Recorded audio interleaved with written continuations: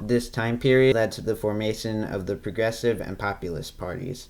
The Progressive Party believed that industrialization and urbanization had caused problems, and that logic, reason, and religion could be used to help end abuse by big businesses. The goal of the Progressive Party was for political reform, women's suffrage, control big businesses, and end the class system. The Populist Party wanted coinage of silver added back after it was removed in 1873, government-owned railroads, women's suffrage, and it had major support among farmers. Populist candidate William Jennings Bryan was the first presidential candidate to tour the country for voters. The Social Gospel was formed to spread Christian beliefs of justice and charity. The Settlement House movement began, and Jane Addams created Hull House in Chicago, which was a settlement house run by college-educated women. Political reforms were made in Galveston, Texas after the 1900 hurricane. Galveston replaced the mayor-council system with a commission system. The initiative was created. Laws were proposed by people. Referendum, where citizens could vote for laws outside of the legislature. And recall, which was the ability to remove elected officials. Both the Populist and the Progressive parties were in favor of women's voting rights, and by 1916, both of the major parties were in favor of women's voting rights.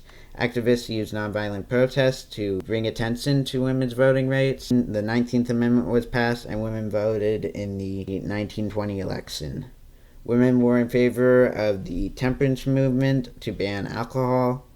They founded the Women's Christian Temperance Movement Anti-Saloon League. Women's rights also increased. Margaret Sanger founded the first birth control clinic in 1916 and was actually arrested for it. During the 1890s, the U.S. became a leading power.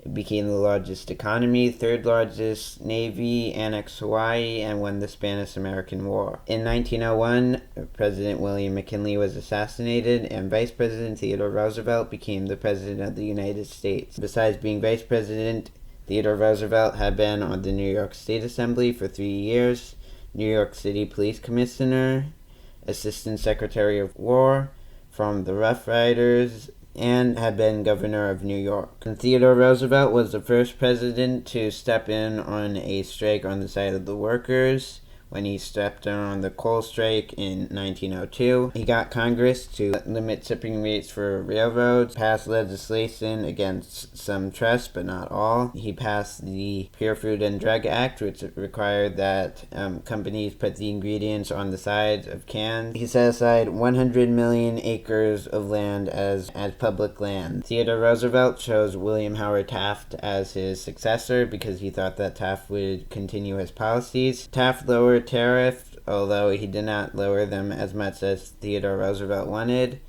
and he went after all trusts instead of only some. He also pushed for a federal income tax and signed the 16th Amendment, allowing the government to tax income at the end of his term. Theodore Roosevelt responded by running against him, forming the Bull Moose Party in 1912. This split votes between Taft and Roosevelt, and as a result, Woodrow Wilson won the 1912 election. Woodrow Wilson agreed with Theodore Roosevelt on trusts and only went after some. He created the Federal Trade Commission looking for signs of bad trusts and passed the Federal Reserve Act.